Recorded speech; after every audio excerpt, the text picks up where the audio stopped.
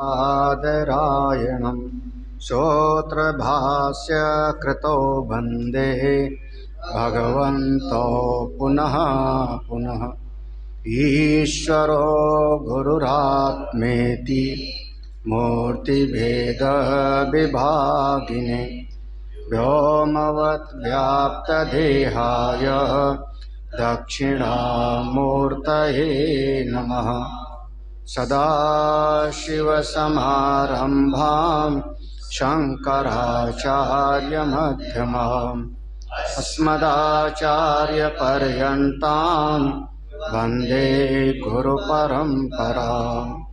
श्रुतिस्मृतिपुराणानाम् आलयं करुणालयं नमामि भगवत्पादं शङ्करं लोकशङ्करम्।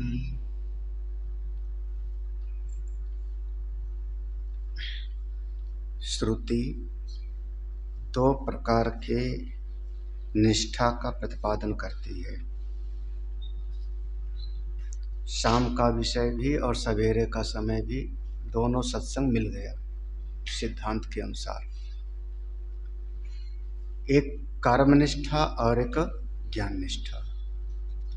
जो पूर्व मीमांसा है, श्रुति का प्रथम भाग है कर्म कांड का, महर्षि जैमिनी का, उसमें कर्म की मीमांसा है। और जो उत्तर मीमांसा है उपनिषद का विभाग, उसमें ज्ञान का विभाग है। सिद्धांतता ये है कि कर्म और ज्ञान का क्रम समुच्चय है। पहले कर्म करते हुए अंतःकरण की शुद्धि हो जाए। अगर सकाम कर्म करेगा तो उसकी कामना की पूर्ति होगी, और निष्काम भाव से कर्म करेगा तो चित्त की शुद्धि होगी। योगिनः कर्म कुर्वन्ति संगम त्यक्त्वा आत्म शुद्ध है। और शुद्ध चित्त से, शुद्ध अंतःकरण से फिरो उत्तर मीमांसा में ब्रह्म विद्या में प्रवेश करे। यही सिद्धांत मान्य है। कई बार एक कोई आचार्य ऐसे आ जाते हैं, वो कहते नहीं कर्म प्रधान है, कर्म ही मुख्य है, क्योंकि श्रुति में 80,000 मंत्र कर्म के हैं, तो कर्म प्रधान है। उसका भगवान भाष्यकार ने बार बार जो है समाधान किया। कर्म का हम खंडन नहीं करते, कर्म का खंडन नहीं करते। कर्म जहाँ पर उसकी स्थिति है वहीं तक ठीक है ना। जो अभी वर्तमान में अज्ञानी है, जिसके चित्त में अज्ञान के कारण कोई न कोई देहात्म बुद्धि है, तादात्म्य है, उसके चित्त में फिर कोई न कोई कामना है। कल उदाहरण दिया था, जाया में स्यात्, ऐसा जाया में स्यात्, पुत्र हमको प्राप्त हो, अमुक लोक की प्राप्ति हमको हो। तो उसके भीतर अज्ञान है, शरीर से तादात्म्य है और कामना है। जब ऐसी स्थिति है तो उसके लिए श्रुति कर्म का प्रतिपादन करती। आप कर्म करो। और उसके लिए दूसरा मंत्र था कुर्वन्नेवेह कर्माणि जिजीविषेत् शतं समाः। उस दूसरे मंत्र का जो व्याख्यान है आगे 9वें मंत्र से आगे मिल जाएगा। तो दूसरा मंत्र सूत्र रूप में था और 9वें मंत्र से आगे का पूरा उसी का भाष्य है, व्याख्यान है। जिसके चित्त में विवेक शक्ति जगी और उसने विचार से अपनी कामनाओं को किनारे कर दिया, अब उसके चित्त में इस संसार की, लौकिक जगत की कामना नहीं रही। जब उसके चित्त में संसार की कामना ही नहीं रही तो कर्म का उपदेश कैसे करें उसको? कामना होवे तो कर्म का उपदेश होगा, कामना ही नहीं तो कर्म का उपदेश क्यों? तो उसके लिए श्रुति भगवती ने पहला वाला मंत्र दिया था। ऐसे जो अंतःकरण की शुद्धि वाले साधक हैं वो ईशावास्यम इदम सर्वम, ऐसा ज्ञान प्राप्त करें और मुक्त हो जाएं। तो पहला वाला मंत्र ज्ञान निष्ठा के लिए, दूसरा वाला मंत्र कर्म निष्ठा के लिए। पहले वाले मंत्र का व्याख्यान किया, वो सूत्र था, उसका विस्तार में भाष्य किया 3रे मंत्र से लेकर के और 8वें मंत्र तक उसका भाष्य हो गया। और दूसरा वाला मंत्र कर्म वाला वो सूत्र रूप में था, उसका भाष्य आगे 9वें मंत्र से आगे आवेगा। इसी बात को भगवान भाष्यकार कह रहे हैं। कल हमने पढ़ा था कि जिसके भीतर कामना है, याद है, सो कामयत जाया में से आते, पढ़ लिया था कल, है ना। अगला पैराग्राफ था, देखो। और इसका फल क्या होगा, उसको सप्तान्न की प्राप्ति होगी। जब वो कर्म करेगा तो उसको सप्तान्न मिलेगा। सप्तान्न माने उसमें 7 प्रकार के अन्न जिसका भोग करेगा। वो 7 प्रकार के अन्न, जैसे यहाँ पर भोजन वाला अन्न हो गया, उसके साथ में हुत प्रहुत नाम के 2 अन्न हो गए। देवताओं के देवता बन गए तो उसको भी खाना पड़ेगा। देवता को भी तो भूख लगेगी तो उसको भी खाना पड़ेगा, तो 2 अन्न उसके हो जाएंगे, हुत और प्रहुत। और कैसे खावेंगे, भोग कैसे करेंगे, तो 3 उसके साधन हो गए। 3 उसके साधन बता दिया है, कौन से, मन, वाणी और प्राण। और एक अन्न जो अन्य शरीर में चला गया जीव में, तो उसके लिए फिर दूध। इस प्रकार से 7 अन्न उसका फल हो गया। अगला जो अगली पंक्ति पढ़ते हैं,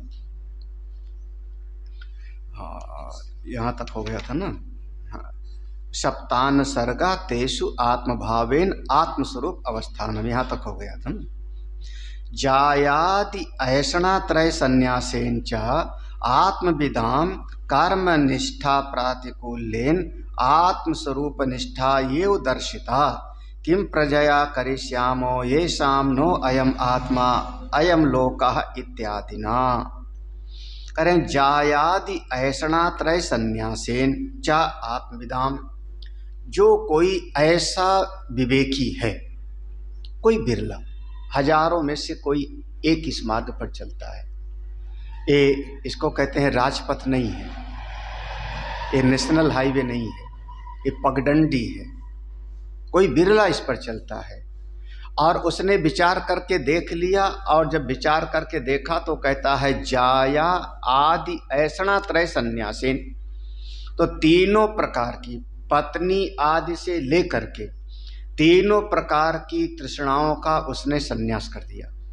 3 प्रकार की तृष्णा, पुत्रेषणा, क्रम से पुत्रेषणा, वित्तेषणा और लोकेषणा, ये 3 प्रकार का। क्यों पुत्रेषणा? इसलिए है कि कल भी समझाया था, पुत्रेण एव जय्या अयम लोकः, पुत्र से ही इस लोक पर विजय होगी, ठीक है ना, इसलिए पुत्रेषणा। और अगर किसी को पितृलोक आदि पर विजय पाना है, पितृलोक आदि पर, तब उसके लिए फिर धन चाहिए, क्योंकि उसको यज्ञ आदि करना पड़ेगा, अनुष्ठान करना पड़ेगा, उसके लिए संपत्ति चाहिए, आचार चाहिए। तो वित्तेषणा से वह उसको अमुक अमुक कोई न कोई पितृलोक आदि की प्राप्ति होगी, नाम दिया कर्मणा पितृलोका। और अगर उसको देवलोक चाहिए तो उसके लिए फिर लोकेषणा, वह जो है आ गई लोकेषणा। हमको ब्रह्मलोक चाहिए, इंद्रलोक चाहिए इत्यादि। ये 3 प्रकार के लोकों का, इसी पुत्रेषणा, वित्तेषणा और लोक, 3 प्रकार की ऐषणाओं का जिसने संन्यास कर दिया, आत्मविदाम, जो थोड़ा आत्मस्वरूप में निष्ठा प्राप्त कर लिया, ऐसा साधक कर्म निष्ठा प्रातिकूल्येन आत्मस्वरूप निष्ठा ये दर्शिता, वो कर्म से अपने आत्मा के ज्ञान का रास्ता अलग देखता है। कर्म निष्ठा प्रातिकूल्येन, जैसे एक रास्ता है पूरब की तरफ जाने का और एक रास्ता है पश्चिम की तरफ जाने का, तो कर्म की निष्ठा से बिल्कुल उल्टा, बिल्कुल उल्टा कौन सा? ज्ञान की निष्ठा है। दोनों एक साथ नहीं हो सकता, दोनों एक साथ नहीं होता। जब ऐसा देखने लगता है, निष्ठा ये दर्शिता, ऐसा देखने लगता है, तो क्या बोलता है ऐसा साधक, किम प्रजया करिष्यामो, अरे मैं प्रजा को लेके क्या करूं, क्या प्रजा को लेके क्या करूंगा। क्यों? कि ऐसा नो अयम आत्मा अयम लोक, जिस प्रजा से इस लोक की प्राप्ति होगी लेकिन आत्मलोक की प्राप्ति नहीं। प्रजा से ये बाहर वाला लोक मिलेगा, वित्त से पितृलोक मिलेगा, लेकिन आत्मा का ज्ञान तो प्राप्त नहीं। तो हम ऐसी चीज को लेके क्या करेंगे? और असल में जीवन का सत्य यही है, जीवन का सत्य यही है। जिसके पास में जितना ज्यादा होता है उतना वो बेचैन होता है। ये जीवन का परम सत्य है। हाँ, ज्यादा परिवार वाले हों तो दुनिया में घर में कहते हैं जहां 4 बर्तन होते हैं वहां खटखुट होता है, सीधा सा कहते हैं। अब नहीं है तो एक आना दुख अभाव का, नहीं है तो एक आना दुख, मेरे घर में कोई है एक आना दुख, और अगर हैं तो 10 आना दुख। आप दुख से बच नहीं सकते, आप एक्सेप्ट क्या करते हो, एक आना या 10 आना। हाँ, फिर तमाम तरह का। तो उसने विचार करके देख लिया तो कहा जिस चीज की प्राप्ति से शांति नहीं होती उस चीज को लेके हम क्या करें। किम प्रजया करिष्यामा, किम प्रजया करिष्यामा, प्रजा को लेके, धन को लेके, लोक को लेके हम क्या करेंगे जिससे अपनी आत्मा का बोध नहीं मिलने वाला, शांति नहीं मिलने वाली। आप चाहे जितना कर लो, शांति थोड़े मिलने वाली, शांति नहीं मिलेगी। वस्तु मिल जाएगी, वस्तु मिल जाएगी, लेकिन अंतःकरण की निर्मलता, अंतःकरण की खुशी आपको नहीं प्राप्त होगी। ऐसा विचार किया तो ये तो ज्ञान निष्ठा सन्यासीनः, ऐसी विचारधारा के साथ में जो ज्ञान की तरफ मुड़ गया, संन्यास्त होकर के ज्ञान निष्ठा में आ गया, संन्यास्त हो गया, उसके लिए असुरिया नाम ते इत्यादिना अविद्वत निंदा द्वारेण आत्मनो याथात्म्यम सा पर्यगात इति एतद अंतैहि मंत्रैहि उपदिष्टम। देखो, एक तो ज्ञान निष्ठा, जो ऐसा ज्ञान में निष्ठ हो गया, ज्ञान मार्ग में चल पड़ा, सन्यासिना सन्यासी हो गया, तेभ्य माने उसके लिए, सन्यासी के लिए, ज्ञान निष्ठा वाले के लिए। असुरिया नाम ते इत्यादि ना, यहां से आदि में शुरू किया। कौन सा मंत्र था? तीसरा वाला, असुरिया नाम ते लोका अंधेन तमसा। किसके लिए है? ये सन्यासियों के लिए है, ये सन्यासियों के लिए। अगर हम प्रवचन करेंगे तो अलग करेंगे, हम प्रवचन करेंगे तो कहेंगे उत्तम अधिकारी के लिए पहला मंत्र है, मध्यम अधिकारी के लिए दूसरा मंत्र है, कनिष्ठ अधिकारी के लिए तीसरा मंत्र, जो दोनों ना कर सके वो ऐसा तीसरा वाला मंत्र है। यहाँ पर 2 ही निष्ठा है, तो ये उत्तम वाले अधिकारी के, उत्तम वाली अधिकारी के लिए ये असुरिया नाम ते इत्यादिना, यहाँ से प्रारंभ करके अविद्वत निंदा द्वारेण, अविद्वत जो अज्ञानी है, असुरिया नाम यही कहा ना कि वो लोग जो आत्महत्यारे हैं अंधकार के लोक में जाएंगे, तो अज्ञानी हैं, तो उनकी निंदा किया गया, निंदा द्वारा उनकी निंदा किया। तो उनकी निंदा करने से किसी चीज की प्रशंसा की जाती है। हाँ देखो, निंदा के द्वारा हम किसी चीज की प्रशंसा करते हैं, समझ आया ना। जैसे घर में माँ बाप कहते हैं ठीक है कोई बात नहीं, जब माँ बार बार समझाती है बच्चा नहीं समझता तो बाप कहते हैं कोई बात नहीं, पान की दुकान खुलवा देंगे इसको, मत जोर दो पढ़ने के लिए, अरे नहीं दो, हल चलावेगा, हल चलावेगा, पान की दुकान खोल लेगा, साइकिल का पंक्चर जोड़ लेगा, यही ना। तो अब हमने अपने बेटे के लिए कहा कि पंक्चर जोड़ लेगा, ये पान की दुकान चला लेगा, इसका मतलब क्या कर रहे हैं कि उसकी पढ़ाई की हम प्रशंसा कर रहे हैं। समझ में आ रहा है ना। अगर पढ़ेगा तो कुछ हो जाएगा और नहीं पढ़ेगा तो क्या होगा। तो ये निंदा के द्वारा, निंदा करने के द्वारा हम उसके शिक्षा की प्रशंसा कर रहे हैं कि पढ़ो लिखो बेटा तो अच्छा रहोगे, और नहीं तो ये वाला होगा। यही है ना, समझ में आ रहा है ना। अगर आपका खाने पीने में संयम नहीं होगा तो बाप क्या कहेगा, कोई बात नहीं क्यों घबराती, इतना बड़ा वाला इंजेक्शन लगवा देंगे, इतना बड़ा वाला इंजेक्शन लगवा देंगे। अब देखो, अब इतना बड़ा वाला इंजेक्शन लगवा देंगे बच्चे को, तो बच्चे को डरा रहे ना हम। तो बच्चे को डराना हमारा उद्देश्य नहीं है, हमारा उद्देश्य है कि वो जो कोका कोला पीता है उससे उसको बचाना है, ठीक है ना। तो निंदा के द्वारा भी प्रशंसा की जाती। तो वहां पर जो असुरिया नाम ते लोका में निंदा की गई है वो ज्ञान के मार्ग की प्रशंसा है कि अगर ज्ञान प्राप्त करोगे तो बहुत अच्छा, और ज्ञान नहीं प्राप्त करोगे तो इस शरीर को छोड़ने के बाद उस लोक में जाओगे जहां प्रकाश का नामो निशान नहीं होगा, नरक में जाओगे जहाँ दुख ही दुख होगा। देखो, तो ये निंदा की गई, निंदा की गई, लेकिन प्रयोजन क्या है? ज्ञान की प्रशंसा, ज्ञान की प्रशंसा। इस पर बहुत ध्यान रखना, कम से कम आप लोग पक्का। ये शरीर ही सब कुछ नहीं है। हाँ, खाओ पियो मौज करो को बात बिल्कुल मत मानना। इस शरीर को छोड़ के हमको यहाँ से एक दिन जाना, परलोक भी जाना है, तो हमको अपने परलोक का भी कल्याण करना है बहुत समझदारी पूर्वक। इससे एक नया पैसा दाएं बाएं नहीं होना है हमारी दृष्टि में दूर। जब बच्चे को हम आज इतना सा है स्कूल भेजते हैं तो माँ बाप की दृष्टि में 25 साल आगे का जीवन है बच्चे का। अभी तो इतना सा है, अभी तो उसको खेलने में मजा आता है, लेकिन आजकल तो 2.5-3 साल में ही स्कूल में उसको भेज दे रहे हैं, उसको 25 साल के आगे का ध्यान है ना। तो ऐसे श्रुति को, संतों को आपके इस जीवन के आगे का ख्याल है, केवल इतना ही जीवन नहीं है, नहीं तो फिर बाद में सो परत्र दुख पावै सिर धुनि धुनि पछताए, वो वाली स्थिति हो जाएगी।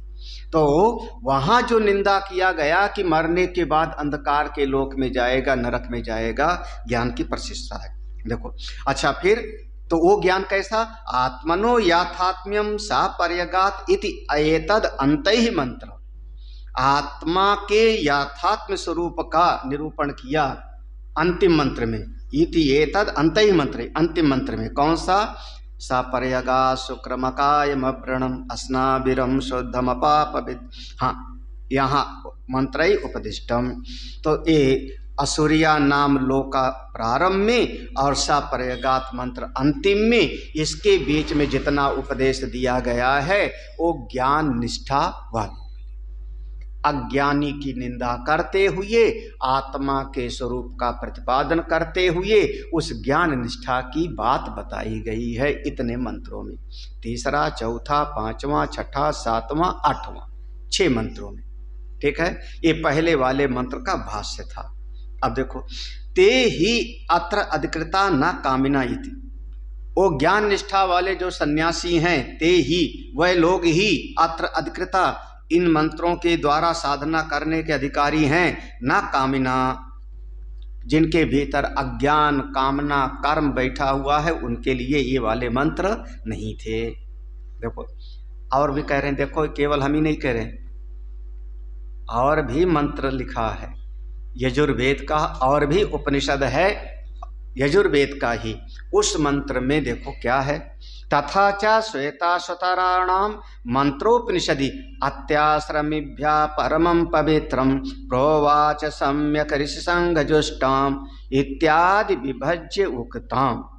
देखो श्वेताश्वतर उपनिषद में भी ऐसा लिखा हुआ है कि अत्याश्रमिभ्य, जो अत्याश्रमिभ्य माने बहुत सारे ऋषि लोग बैठे थे और उनमें से कुछ परम पवित्र सन्यासी लोग भी बैठे थे। अत्याश्रमिभ्य माने जो संसार से पूरी तरह से मुक्त थे, दुनियादारी से पूरी तरह से मुक्त, ऐसे बड़े बड़े ऋषि लोग इकट्ठे थे। अत्याश्रमिभ्य माने सन्यासी, ज्ञानी, ब्रह्मज्ञानी लोग एकत्रित थे। और कैसे थे? परमम पवित्रम, बहुत पवित्र, हृदय उनका बड़ा निश्चल, ऐसे लोगों का समूह था।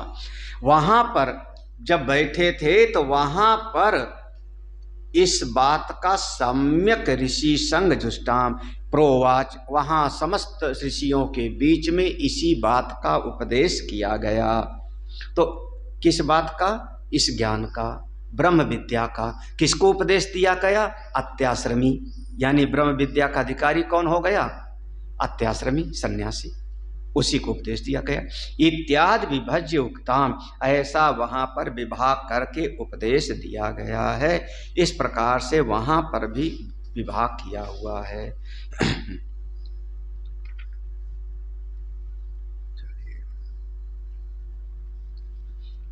हो गया पूरा, यहां पर पूरा हो गया। तो इस प्रकार से 2 प्रकार की निष्ठा, एक कर्म की और एक ज्ञान की। ये उपनिषद में इस बात को समझ के रखना। पहला मंत्र ज्ञान निष्ठा वालों के लिए सूत्र में, दूसरा मंत्र कर्म निष्ठा वालों के लिए सूत्र में, उसके बाद ज्ञान निष्ठा वालों के लिए तीसरे मंत्र से 8वें मंत्र तक उसी पहले मंत्र का विवरण है विस्तार में। और कर्म निष्ठा वालों के लिए ये 9वें मंत्र से आगे का हिस्सा उस कुर्वन् नैवे कर्माणि उस मंत्र का विवरण है, विस्तार है। देखो हाँ, अब इसका अगले मंत्र की संगति है।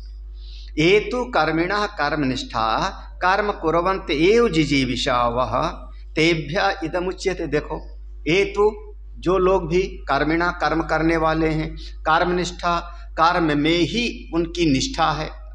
कर्मनिष्ठा माने वो हमेशा कहते यही कि कर्म करो कर्म करो कर्म करो, निठल्ले मत बैठो। सन्यासी कौन है? धरती के बोझ। आप महात्मा लोग कौन हो? समाज के लिए बोझ, काम के न काज के, दुश्मन अनाज के, जो कुछ न कर पावे तो क्या कुछ करो कुछ करो।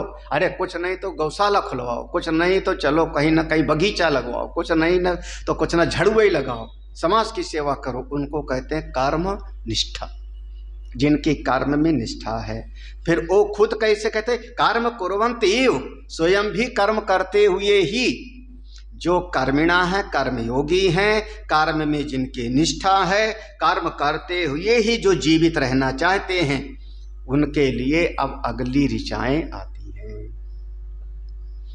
अंधं तमः प्रविशन्ति, मां नहीं है, अंधं तमः प्रविशन्ति ये विद्यामुपासते ततो भूय इव ते तमो यावु विद्याया गुम्रताः। उसमें अंधम है क्या? धा के ऊपर अनुस्वार है क्या हो? अच्छा अंधम है तो वही ठीक है, फिर अंधम ही ठीक है। इसमें अंधन छप दिया है, अंधम ही सही होना चाहिए। तो देखो अंधम तमः प्रविशन्ति, ऐसा करो। ये विद्याम उपासते, ये जो लोग यहाँ आ है ना, अविद्याम उपासते, जो अविद्या की उपासना में लगे रहते हैं, अविद्या माने केवल कर्म में लगे रहते हैं, ते अंधम तमः प्रविशन्ति, वो अंधकार के लोक में जाएंगे। जो केवल कर्म में लगे रहते हैं अंधकार के लोक में जाएंगे। दूसरी तरफ देखो, तातो भूय युते तम, या अब यहां से लगाना, या उ विद्या या गुमरता, इसके विपरीत या माने जो लोग, वो माने इसका विपरीत, जो इसके विपरीत केवल उपासना में लगे रहते हैं, किसी देवता की उपासना आदि करते रहते हैं, कर्म भी नहीं करते, ऐसे लोग ते तातो भूय, उस अंधकार से भी गहरे लोक में जाते, उससे भी गहन अंधकार में जाते हैं। ये मंत्र का सीधा सीधा अर्थ देखो। हम इस मंत्र को भाष्य में देखें, इसके पहले बिल्कुल सरल भाषा में समझ लो, एक दो पंक्ति में, कि दो व्यक्ति है। एक आदमी खेत में जाके हलात चलाता है, कर्म करता है, उसको हम कह रहे हैं वो कर्म के मार्ग पर है पूरी तरह से, कोई ज्ञानवान की जरूरत नहीं। दूसरा आदमी है जो ना तो खेत में हल चलावे, कोई कर्म भी नहीं करता, ब्रह्म विद्या भी नहीं प्राप्त करता, बल्कि वो फूल अगरबत्ती ले करके और बैठ गया किसी पीपल के पेड़ के नीचे। हाँ, बरमवीर बाबा हमारा सब मनोकामना पूरा कर देंगे। ऐसे भी आपको दिखाई पड़ जाएंगे गांव गांव में, जगह जगह पर, अमुक देवता हमारी समस्त इच्छाओं को पूरा कर देंगे। अब उन देवता की मैं पूजा करूंगा, उन देवता कर्म नहीं करेगा, यज्ञ नहीं कर रहा है, कोई परिश्रम नहीं कर रहा है, वो देवता आज आकर के, हे अमुक अमुक देवता, आपके मंत्र का मैं जाप कर रहा हूँ, आप आकर के हमारी कामना को पूरा कर दो। एक महात्मा हैं, उनका सत्संग का नाम होता है दुख निवारण समागम, मंडलेश्वर हैं वो, कुमार स्वामी करके। तो ये वाला दुख है तो ये वाला मंत्र जपो, ये वाला दुख है तो ये वाला मंत्र जपो, ये वाला दुख है तो ऐसा मंत्र जपो, बस तुम्हारा हो जाएगा। और वो भी सुना होगा, एक निर्मल बाबा भी थे, अब आजकल नहीं आता टीवी वगैरह है ना, दिल्ली में आपका जो है कृपा कहाँ रुकी है वो भी बता देते हैं, वो सब का सब। तो ये दो तरह के लोग हो गए।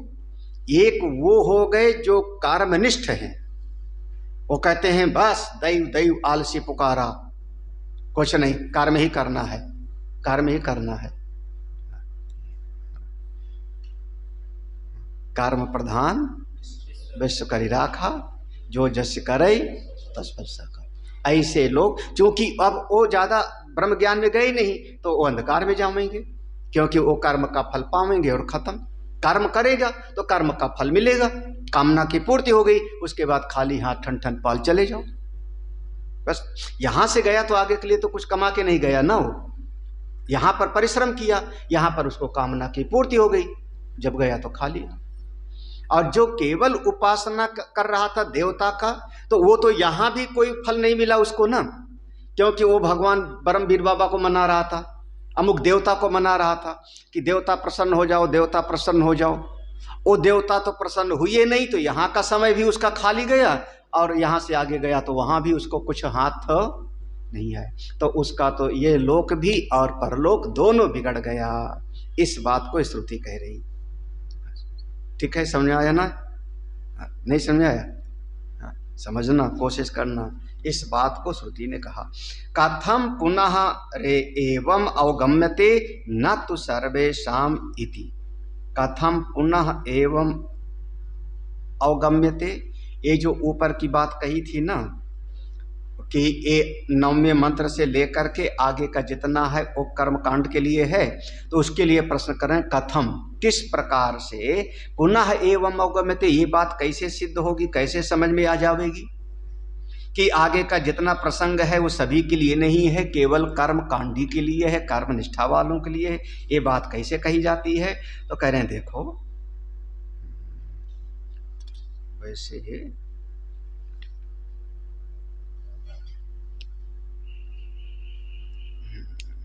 अभी एक पैराग्राफ और इसी में है, पूर्व में ही।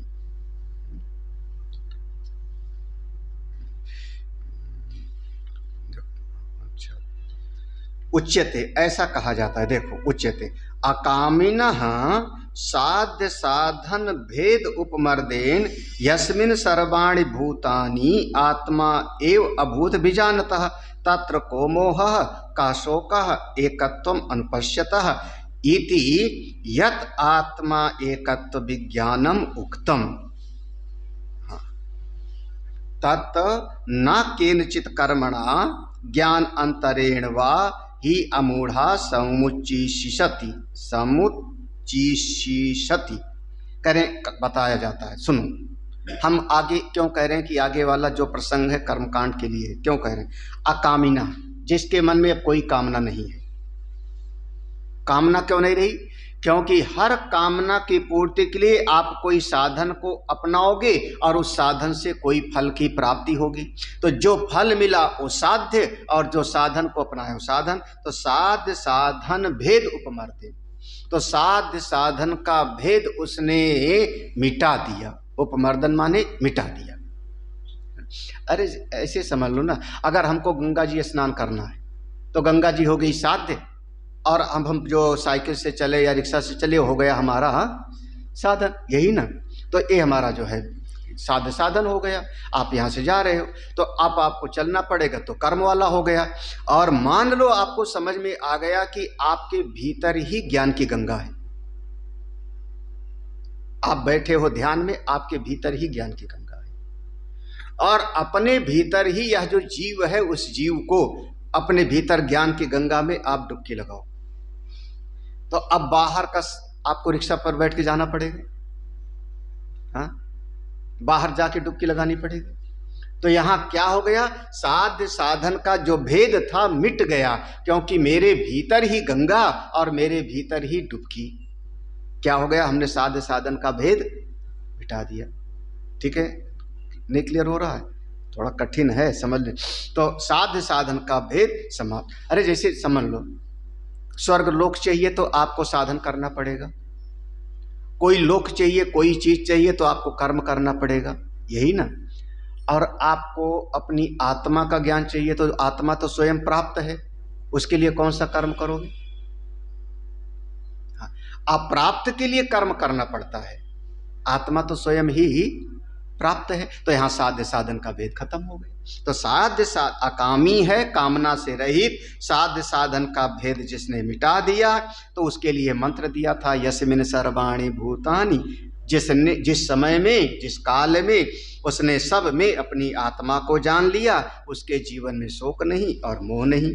इति यत् आत्मा एकत्व विज्ञानम, जो उस आत्मा के एकत्व का विज्ञान है, वो तत् न केनचित कर्मणा, वह आत्मा के एकत्व का ज्ञान किसी भी कर्म से नहीं हो सकता। ना केनचित कर्मणा, किसी भी कर्म के द्वारा आत्मा की एकता का ज्ञान नहीं होगा। आत्मा ही ब्रह्म है, इसका बोध नहीं होगा। ना ज्ञानांतरेण, ब्रह्म विद्या के अलावा कोई और उपासना आदि से भी आत्मा की एकता का बोध नहीं हो। इसलिए ही अमूढ़ा समुच्चिषति, इसलिए अमूढ़ा, अमूढ़ा माने जो बुद्धिमान है, मूर्ख नहीं, ही अमूढ़ा, यहाँ पर संधि विच्छेद करना, ही अमूढ़ा, जो बुद्धिमान है, मूर्ख नहीं है, वो ना समुच्चिषति, ये दोनों का समुच्चय करने की इच्छा कभी नहीं करेगा। किसका? ब्रह्म ज्ञान का और कर्म का, ब्रह्म विद्या का और कर्म का समुच्चय कभी नहीं हो सकता। देखो, ये तो इस प्रसंग में समुच्चिषया अविद्वत् आदि निंदा क्रियते, तत्र च यस्य येन समुच्चयः संभवति न्यायतः शास्त्रो वा तद इह उच्यते। कह रहे हैं देखो, असल बात है कि आगे का जो प्रसंग आएगा ना, तो यहाँ पर विद्या शब्द आ रहा है। आप आगे का बात समझना, आगे विद्या शब्द आ रहा है ना, और आगे ये भी आएगा विद्या अमृत वसंति, विद्या के द्वारा अमृतत्व की प्राप्ति होती है। तो उस बात का अगर यहाँ ये समझ लोगे तो उस बात समझ, नहीं तो वहाँ विद्या से ब्रह्म विद्या ले लेगा कोई, विद्या अमृत वसंति, तो ज्ञान से अमृतत्व की प्राप्ति होती है। तो यहाँ विद्या का अर्थ ब्रह्म ज्ञान नहीं है। यहाँ इस बात के लिए ये पूरा प्रसंग ले रहे हैं। तो कह रहे हैं ये आगे का प्रसंग कर्म के लिए है। क्यों? जो कामना से रहित हैं, जिन्होंने साध्य साधन का भेद मिटा दिया, उनके लिए तो ज्ञान वाले के लिए बता दिया कि तत्र को मोहा का शोका।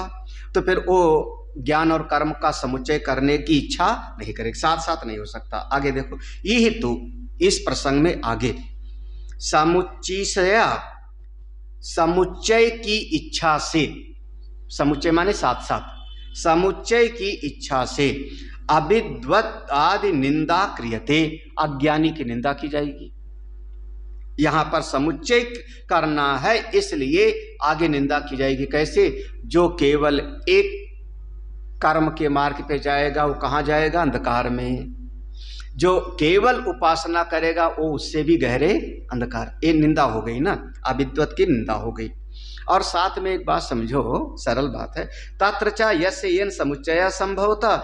भाई देखो, जिसके साथ जिसका जोड़ मिलता है ना, न्यायता माने युक्ति के साथ, युक्ति के साथ, शास्त्र तो वह शास्त्र के अनुसार वह तद ही उच्यते, उसी का समुच्चय हो सकता है, उसी का समुच्चय हो सकता है। न्याय युक्ति के साथ, देखो अब समुच्चय की बात है, जिसका जिसके साथ में जोड़ लगेगा उसी का उसके साथ में आप समुच्चय कर सकते। अब सरल भाषा में समझो, समुच्चय माने साथ साथ, साथ साथ। भोजन का समुच्चय आप जल के साथ कर सकते हो, भोजन का समुच्चय जल के साथ तो हो सकता है, और भोजन का समुच्चय पत्थर के साथ होगा क्या? थाली में पत्थर रख दो, कह दो थाली में एक कटोरी में पत्थर, एक कटोरी में सब्जी, चलेगा? तो ना तो व्यवहारिक है और ना ही शास्त्र सम्मत है। दोनों बातें समझना। तो जिसका समुच्चय जिससे हो सकता है, ठीक है ना सर? अरे भाई, आपका वस्त्र है, हमारा वस्त्र है, इसको सिलने के लिए दिया, किससे सिलोगे? धागा होगा, कपास का धागा होगा, रुई का होगा, या जूट का होगा, रेशम का धागा हो, धागे से सिलोगे ना। अच्छा आप लकड़ी से सिलो, लकड़ी से सिल के दिखाओ, तो वो लकड़ी से आप अपने इस वस्त्र की सिलाई नहीं कर सकते हो। तो इसका समुच्चय कोई कह देवे कि मैं तो लकड़ी से कपड़ा सिल रहा हूं, तो आप कहोगे ये व्यक्ति झूठ बोल रहा, यही ना समुच्चय इसका नहीं हो सकता। तो उसी बात को कह रहे हैं, तात्र चा यस्य येन समुच्चय संभवति। भाई जिसका जिससे संबंध जुड़ता है, समुच्चय होता है, न्यायतः युक्ति के अनुसार और शास्त्र तो वा शास्त्र के अनुसार, वा तद इह उच्यते, उसी बात को यहाँ पर समझाया जाएगा। यद दैवम वित्तम देवता विषयम ज्ञानम कर्म संबंधित्वेन उपन्यस्तम न परमात्म ज्ञानम। तो उसी बात करें यहाँ आगे जो कहा जाएगा ना, विद्या की बात, जो विद्या की उपासना करेगा, विद्या अमृतमश्नुते, तो कह रहे हैं कि इस विद्या का माने क्या है, कर्म के साथ समुच्चय किया गया है। अविद्या मृत्युम तीर्थवा विद्या मृत, तो अविद्या के साथ वहाँ कर्म के साथ समुच्चय किया गया है, तो कर्म ज्ञान का समुच्चय हो नहीं सकता। तो यहाँ विद्या का अर्थ आगे होगा दैवम वित्तम, देवता विषयम, देवता की उपासना विषयक। आप देवता की भक्ति भी करो, परिश्रम भी करो। हमने वही कहा था, जैसे कोई मंत्र जपे कि आओ आओ कुबेर जी हमको दे दो रुपया ढेर सारा, तो उसकी बजाय भैया परिश्रम भी करो। परिश्रम भी करोगे तो उसका जो देवता है वो आपके परिश्रम को देख करके आपके लिए वैसी व्यवस्था बना दे। हाँ, लेकिन आप निठल्ले बैठ जाओ और केवल देवता पर भरोसा करो। आप एक बात मैं सरल बात में कहूं, बहुत व्यवहारिक, कुंभ तो सबने देखा है ना, प्रयाग का कुंभ, हरिद्वार का कुंभ, तीर्थ भी देखा होगा, सारे तीर्थ में भीड़ भी देखोगे, मेला आदि जहाँ होता है, हाँ, नैमिषारण्य का, कहीं का भी तीर्थ, कितनी भीड़ होती है। उस भीड़ में ज्यादातर लोग जो है गांव के होते हैं, अपना पोटली ओटली लेकर के आ गए, गंगा नहाया, सत्तू खाया, थोड़ा बहुत देवता उवता को मना करके और घर चले जाते, यही ना, ऐसे होता है ना। जितने बड़े लोग होंगे जो संपन्न है, पैसे से संपन्न है, उस भीड़ के साथ नहीं आएंगे, वो पहले से व्यवस्था बना के आएंगे, रुकने की व्यवस्था अपनी पहले कर लेंगे। होता है कि नहीं ऐसा? हाँ, उनके रुकने के वो जो संपन्न लोग हैं वो सड़क पर सोते नहीं मिलेंगे। मेला में भी सड़क पर कौन सो रहे हैं? प्रयाग में, कुंभ में जो साथ, तो श्रद्धा तो है उनकी, उपासना तो कर रहे हैं, लेकिन फिर भी संपन्नता तो नहीं हुई ना। सभी गांव में जाके देखो, गांव के किनारे कोई ना कोई पेड़ के पास में उनके गांव के देवता होंगे, सारा गांव मिल करके जाता है, उपासना करता है, फिर भी उतने संपन्न तो नहीं हो पाते। क्यों? अच्छा, उधर बंबई चले जाओ, बंबई में देवता की जरूरत नहीं है, खूब कमाओ, बड़ा बड़ा घर बनाओ, पैसा कमाओ, तो वो केवल कर्म में निष्ठ हो गए तो उनके पास धन बहुत हो गया, समझ आना चाहिए ना। लेकिन परलोक बिगड़ गया उनका। गांव के लोग हैं तो इनके पास उपासना हो गई, भगवान की पूजा हो गई, कर्म कम हो गया, तो इनके पास संपत्ति का, ये लोग दरिद्रता में चला गया। श्रुति भगवती आगे कहेंगे कि आप परिश्रम भी करो और साथ में देवता की आराधना भी करो, दोनों को जोड़ लो तो शायद आपका काम बन जाए। वो सुना तो है ना, अंधे और लंगड़े वाला हाल।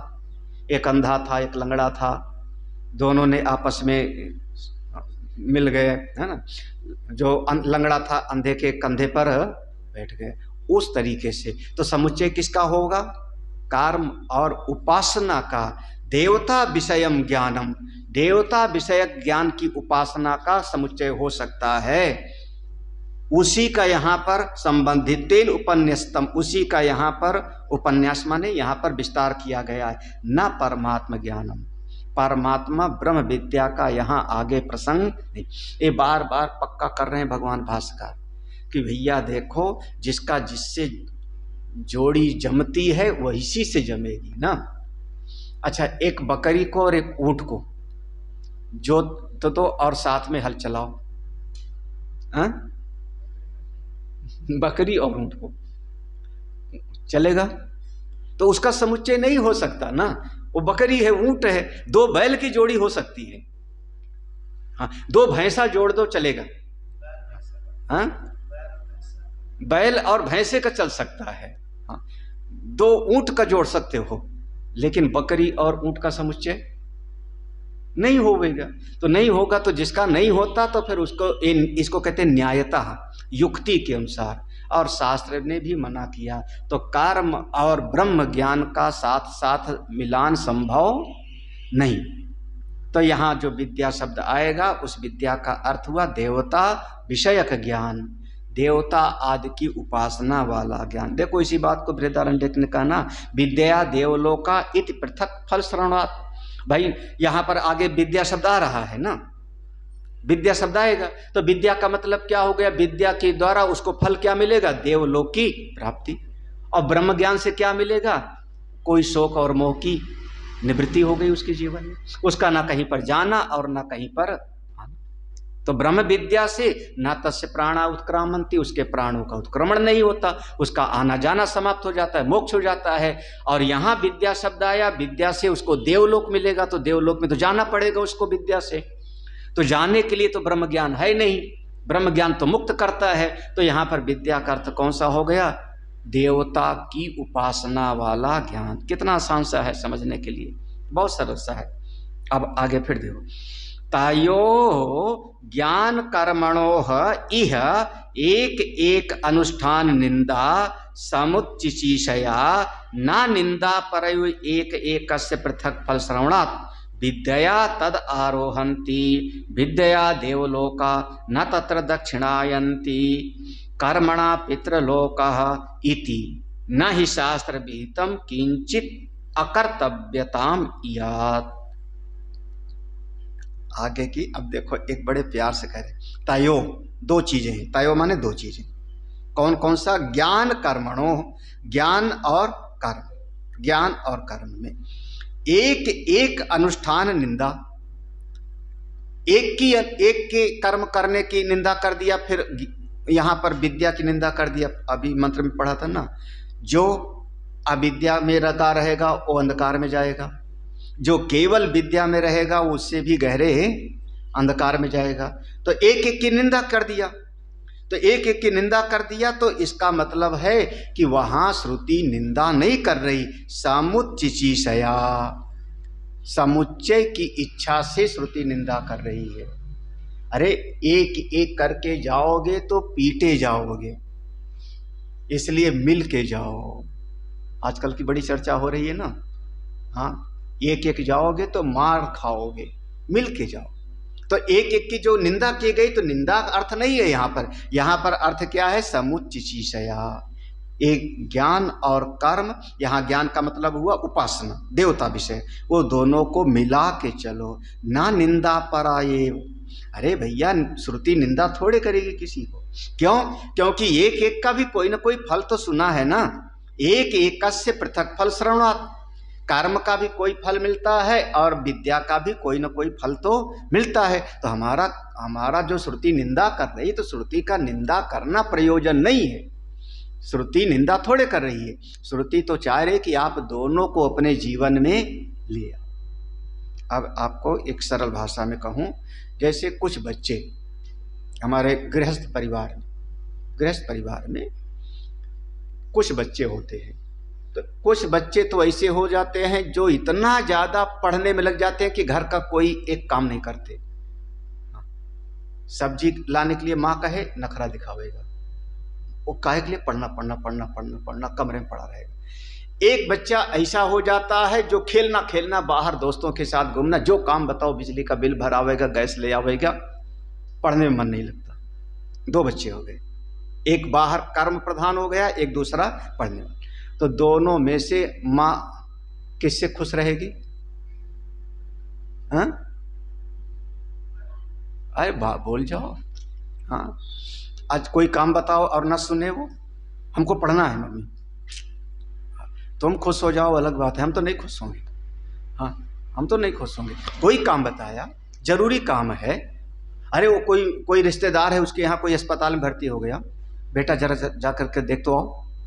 हाँ हमको पढ़ना है। भाड़ में गई तेरी पढ़ाई, क्या करें। तो अगर केवल पढ़ता रहेगा तो पढ़ने से रुपया कमा लेगा।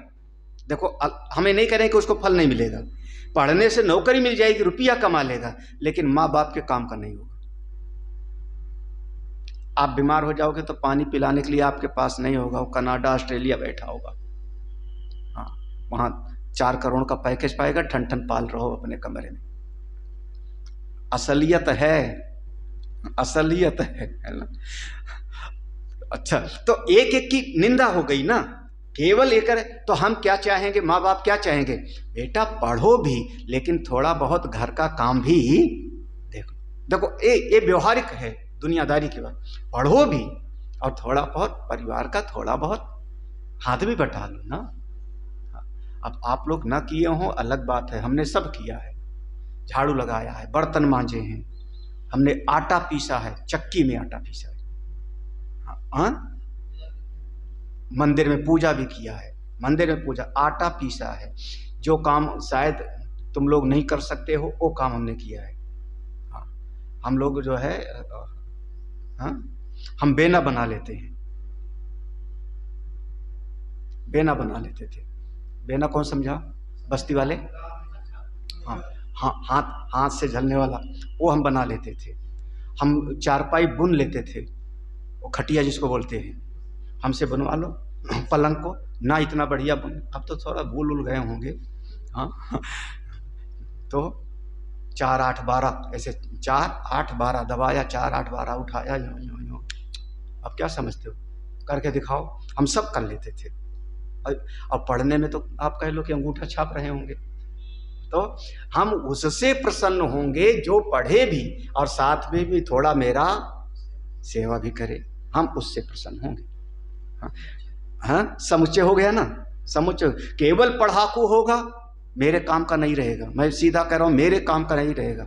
ज़्यादा पढ़ लिख लेगा, ज़्यादा पढ़ लिख लेगा, कहीं और अपना आश्रम बनाएगा, उसके अपने चेला चांटी हो जाएंगे, हम क्या करेंगे। अगर मान लो मेरे शिष्य हो गए, ज़्यादा पढ़ लिख लेगा तो अब कईयों हो गए ना, 1 2 थोड़े, दर्जनों तो हो गए हैं। हाँ, तो अपना कहीं हो जाएगा तो हम क्या करेंगे, हम बीमार हो जाएंगे तो हमको पानी कौन पिलाएगा।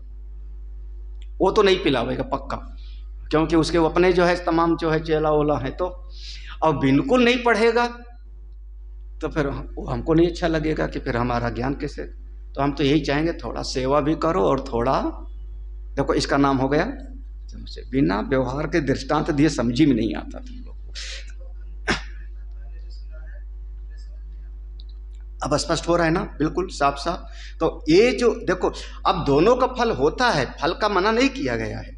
तो यहाँ जो निंदा की जा रही है कि केवल कर्म में रहेगा तो अंधकार में जाएगा, केवल विद्या में रहेगा तो उससे भी गहरे अंधकार में जाएगा, तो निंदा तो हो रही है। लेकिन असल में वेद भगवान निंदा नहीं कर रहे हैं, वेद भगवान चाहते हैं कि दोनों को आप समुच्चय कर लो। ये वेद भगवान चाह रहे, निंदा थोड़े। क्योंकि अगर निंदा करना होता तो वो केवल कर्म वाले के लिए भी फल बताया है। केवल कर्म करेगा तो उसको भी फल मिलेगा, केवल उपासना करेगा तो उसको भी फल मिलेगा। तो फल तो बताए, देखो कहाँ फल बताया, एक एक का से पृथक फल श्रवणात्, एक एक का अलग अलग फल बताया है। विद्या तद आरोहंती, विद्या से वो उस पद पर आरूढ़ होता है, स्वर्ग लोक आदि पद पर जाके आरूढ़ होता है। विद्या देवलोका, विद्या से लोक आदि मिलता है। देखो फिर, ना तत्र दक्षिणायंती, ना तत्र दक्षिणा माने पितृ मार्ग, दक्षिणायन का मार्ग। तो दक्षिणायन के मार्ग से ये जो अधर्मी लोग हैं, शास्त्र के अनुसार कर्म नहीं करते, ये लोग दक्षिणायन के मार्ग से भी नहीं जाते। जैसे कहा ना, कर्मणा पितृलोको विद्या देव। शायद एक दिन आया था विषय में, मुंडक उपनिषद में आया था, मुंडक उपनिषद, कि एक जो कर्मनिष्ठ हैं वो पितृलोक में जाएंगे, जो उपासना वाले हैं देवलोक में जाएंगे, लेकिन जो अधोगति वाले हैं वो, उनको दक्षिणायन का मार्ग भी प्राप्त नहीं हो, ये लिखा हुआ है। तो एक कर्म मार्ग की प्रशंसा है। जो शास्त्र विहित कर्म करते हैं, ये प्रशंसा है। ना तत्र दक्षिणायन्ति, ये उनकी प्रशंसा है कि जो कर्मनिष्ठ हैं उनको दक्षिणायन के मार्ग से जाएंगे, लेकिन अधोगति वालों को दक्षिणायन का मार्ग भी प्राप्त नहीं। कर्मणा पितृलोका इति न ही शास्त्र विहितम किंचित अकर्तव्यताम यात।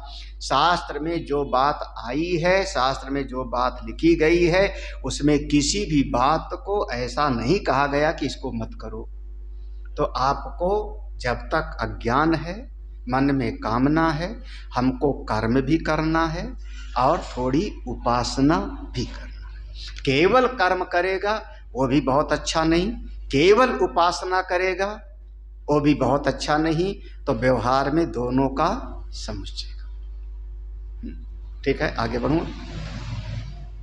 देखो अब यहां से आगे मंत्र का एक एक शब्द का भाष्य। आगे मंत्र का, तत्र अंधम तमो अदर्शनात्मकम तमः प्रविशन्ति। तत्र अंधन तमो माने अंधन तमो का हो गया अदर्शनात्मक, जहां कुछ सुझाई नहीं पड़ेगा। अब किसी को अंधेरे वाले कमरे में रख दो जहां कोई प्रकाश ना हो, ना बिजली का और ना कोई लाइट का, यहां तक कि झरोखा भी ना हो, वेंटिलेटर न भी हो, इतना अंधेरे में रख करके दरवाजा बंद कर दो, तो क्या करेगा? अंध कहेगा हाथ को हाथ भी सुझाई ही नहीं पड़ रहा। तो ऐसे लोक में हो जाएगा के कौन जावेगा? ये अविद्याम विद्याया अन्या अविद्या ताम कर्म इत्यर्थ। कर्मणो विद्या विरोधित्वा ताम अविद्याम अग्निहोत्रादि लक्षणामेव केवलम उपासते तत्पराः संतो अनुतिष्ठन्ति इति प्रायः। देखो के कौन जाएंगे? ये अविद्याम, जो अविद्या का पालन करते हैं। अविद्या माने क्या? विद्या अन्य अविद्या, जो विद्या से अलग है उसी का नाम है अविद्या। देखो कि आगे आ लगा दिया उपसर्ग ना, विद्या के आगे आ लग गया, तो विद्या से अलग है। जो विद्या से अलग कौन? अविद्या। ओ वही माने कर्म, ताम कर्म इत्यर्थ। क्यों? कर्मणो विद्या विरोधित्वात्, कर्म का ब्रह्म विद्या से विरोध है। यहाँ जो विद्या शब्द है ना, यहाँ विद्या मतलब ब्रह्म विद्या। कर्मणो विद्या विरोधित्वात्, तो यहाँ विद्या माने ब्रह्म ज्ञान से कर्म का विरोध है। तो ताम माने वो कर्म का, अविद्याम वो अविद्या रूपी कर्म को, कौन सा कर्म? अग्निहोत्रादि, अग्निहोत्र करता रहता है, आदि अग्निहोत्र करता रहता है, अमुक कर्म करता रहता है, अमुक कर्म करता रहता है। तो ऐसे लक्षणाम केवलम उपासते तत्परा, केवल कर्म कांड में ही लगा रहता है। ऐसे लोग अनुतिष्ठन्त प्राय, ऐसे लोग अंधकार के लोक में जाते हैं। अब इसको ऐसा समझ लो, कई बार आपके कई मंदिरों में पुजारी लोग मिल जाते हैं, उनका हवन पूजा कराने में ही रुचि होती है, उपासना में मन उनका नहीं लगता, सत्संग के विरोधी हो जाते हैं, सत्संग उनको पसंद नहीं होता। और कई बार मंदिर के पुजारी लोग ये कहते हैं, बताओ हमारे मंदिर में हम रोज झाड़ू लगाते हैं, ये महात्मा आए सत्संग सुनाने के लिए, और इतनी भीड़ आने लगती है महात्मा के पास में, हमको कोई पूछता नहीं, तो महात्माओं का जो है वो विरोध भी करते हैं, सत्संग का विरोध करते हैं। ऐसा अनेक बार पूजा, तो वो उनकी निष्ठा कहाँ पर है? बस कर्म, ये यज्ञ करो, ये यज्ञ करो। जरा सी कोई दुख की बात बताओ, महाराज ये वाला दुख है, ये वाला अनुष्ठान करा ले, 1.25 लाख का जाप करा ले, हाँ, काल सर्प योग है ऐसा करा ले, अमुक है अनुष्ठान, कितना इतना खर्चा होगा, हम 5 पंडित बैठ करके करा देंगे। तो किस पर विश्वास है उनका? कर्म पर, केवल कर्म पर विश्वास है। और सही कहूं तो अभी भगवान पर पूरा विश्वास नहीं, मानो चाहे ना मानो, भगवान पर दृढ़ विश्वास नहीं। अगर भगवान पर दृढ़ विश्वास हो तो प्रभु जो करते हैं सो अच्छा करते हैं, हम भगवान के हैं, भगवान जो करते हैं मेरे लिए अच्छा करते हैं। अगर कन्हाई धर्मराज युधिष्ठिर के अपने हैं तो धर्मराज युधिष्ठिर जंगल में भी जाते हैं तो भी कन्हाई साथ में, शायद उसी में भलाई होगी। हाँ, ऐसा कोई वर्णन नहीं आया कि धर्मराज युधिष्ठिर अनुष्ठान करें कि हम जुए में जीत जाऊं। कोई अनुष्ठान कराया था कि जुआ खेलने के लिए जब चले थे इंद्रप्रस्थ से हस्तिनापुर के लिए, हस्तिनापुर में जुआ खेला गया, तो रास्ते में कोई अनुष्ठान किया उन्होंने? हाँ, कुछ नहीं। काहे के लिए? कन्हई मेरे अपने। तो जिसने ये जो कर्म वाला है वो केवल कर्म करेगा, भगवान पर विश्वास कम होगा तो कहाँ जावेगा? अंधकार के लोग। अगली नीचे की पंक्ति का अर्थ है ततः तस्मात् अंधात्मकात् तमसो भूय इव बहुतरम एव ते तमः प्रविशन्ति। करें ततः उसके बाद, तस्मात् उससे, उससे माने पहले वाले कर्म वाले करने वाले से, अंधात्मकात् उससे भी ज्यादा अंधकार में, तमसो भूय इव जहां और ज्यादा अंधकार होगा, मतलब अंधकार भी कम और ज्यादा होता है, समझना, कम ज्यादा नहीं होता, अंधकार भी कम ज्यादा होता है, नहीं कम ज्यादा होता। हाँ, अरे कमरे में आप, किसी भी कमरे में आप लेट जाओ तो हो सकता है बाहर कहीं कोई लाइट जल रही सड़क पर तो उसकी हल्की सी रोशनी आती है तो अंधकार है कमरे में, लेकिन अभी भी उतना अंधकार है नहीं। और सब जगह की लाइट चली जाए तब कैसा लगेगा? फिर देखो तो बहुतरम एवते, और भी गहरे अंधकार के लोक में वो प्रवेश करते के कौन लोग? कौन लोग? कर्म हित्वा ये तो विद्यायाम एव देवता ज्ञान एव रता अविरथा। कौन कौन गहरे अंधकार में जाते हैं? बोले कर्म हित्वा, पहले समझा, हित्वा कर्म को पूरा उन्होंने दिया छोड़, कर्म को पूरा छोड़ दिया, कर्म हित्वा ये तो ऐसे लोग केवल विद्यायाम एव देवता ज्ञान, देवता की उपासना कर रहे हैं, हे देवता भगवान खजाना दे दे, खजाना दे दे, खजाना दे दे। उन्नाव में हुआ था ना ऐसा एक घटना, न खजाना मिला, हाँ, और सब वो खत्म, और शायद वो महात्मा भी मर गए, शोभन सरकार वो ब्रह्मलीन हो गए। तो केवल देवता देवता देवता देवता देवता, तो देवता ऐसे कहा तुम्हारे मुंह में डाल जाएंगे। हाँ, तो आप कह रहे हैं ऐसे लोग, फिर उनको यहाँ भी भूखे मरो और मरने के बाद भी, तो इसलिए कह रहे हैं ऐसे लोग घने अंधकार में जाते हैं वृथा। तत्र, यहाँ इस प्रसंग में समझो, अवांतर फल भेदम विद्या कर्मणो समुच्चय कारणम आह, अन्यथा फलवत अफलवतो सन्निहितयो अंग अंगिता एव स्यात् इत्यर्थः। करें देखो ये दोनों में कर्म और उपासना, अब बिल्कुल विद्या का अर्थ हो गया उपासना देवता का, और अविद्या का अर्थ हुआ कर्म, तो ये दोनों में, तो विद्या और कर्म दोनों में अवांतर फल भेदम, दोनों का फल अलग अलग तो है ना, कर्म का फल पितृलोक, विद्या का फल देवलोक, कर्मणा पितृलोक, तो इसलिए अलग अलग फल है। तो यहाँ पर जो निंदा की जा रही है अलग अलग की, तो विद्या कर्मणो समुच्चय कारणम आह, तो वो कर्म और उपासना दोनों के समुच्चय करने की बात से यहाँ पर किया जा रहा है कि दोनों को अपने जीवन में हमको लाना है। अन्यथा अगर यहाँ समुच्चय की बात ना माने तो अन्यथा फलवत अफलवतो सन्निहितयो अंग अंगिता ये स्यात्, अगर समुच्चय की बात न मानो और एक दूसरे की बात को दोनों को साथ रखना है तो एक फल वाला हो जाएगा, एक बिना फल वाला हो जाएगा, और इसका परिणाम होगा कि अंग अंगी का संबंध हो जाएगा। जैसे समझो, हाँ, अंग अंगी का संबंध क्या हो गया कि हमको गंगा स्नान करना है, गंगा स्नान करना है, ठीक है, गंगा स्नान करना है, तो जब गंगा में डुबकी लगाओगे तब आपकी कामना पूरी हुई ना। अब गंगा में डुबकी लगाने के लिए उसका एक अंग क्या हो गया, रिक्शे पर बैठ के जाना या अपने कदम से चल करके जाना, ये क्या हो गया, उसका अंग है, अंग हो गया। तो ये हो गया अंग अंगी का संबंध, ये अंग अंगी का संबंध हो गया। आपको यहाँ पर जो कहना चाह रहे हैं कि एक, अच्छा मान लो आप रिक्शे पे बैठ के जाओ और गंगा में डुबकी ना लगाओ, बहुत सारे लोग रिक्शा पर जाते हैं, रिक्शा चलाने वाला दिन भर जाता है, डुबकी तो नहीं लगाता, तो उसको गंगा के स्नान का फल मिला क्या? रिक्शे में बैठ के गया, लेकिन गंगा के स्नान का फल उसको प्राप्त नहीं। तो गंगा में स्नान करना एक बात, अंग उसका एक अंगी हो गया, रिक्शे पर बैठ करके हमको जा। या जैसे आप समझ लो, अब ऐसा कह दें कि गैस हमारा है एक उसका छोटा सा अंग। गैस जलाने का कोई विशेष अलग से फल नहीं है, कोई अलग फल नहीं। फल क्या है? हमारे भूख की निवृत्ति। देखो ये फल हमारा है ना, भूख।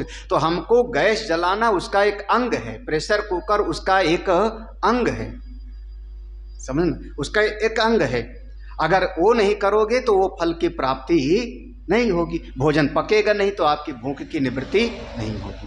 तो ऐसा वाला यहाँ पर संबंध नहीं है। कह रहे हैं ऐसा संबंध नहीं कि जैसे गैस का और भूख की निवृत्ति का है, ऐसा संबंध नहीं है। असल में दोनों का अलग अलग फल है, दोनों का अलग अलग फल है। कर्म का फल पितृलोक, विद्या का फल देवलोक, और दोनों को अलग अलग करने पर ठीक नहीं है। तो श्रुति चाहती है जीवन में थोड़ा थोड़ा दोनों करो। अरे सरल भाषा में कहें तो संसार में काम करते रहो, नाम जपते रहो, बस ये है ना। काम करते रहो, नाम जपते रहो, तो उसमें कर्म भी आ गया और आपका उपासना भी आ गई। तो दोनों होना चाहिए, तब आपको जीवन में फल मिलेगा।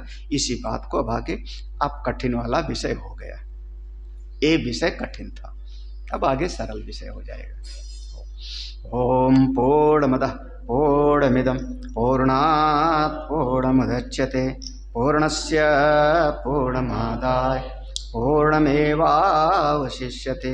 ओम शांति शांति शांति। हरि ओम श्री गुरुभ्यो नमः। कुछ पूछना हो ना समझ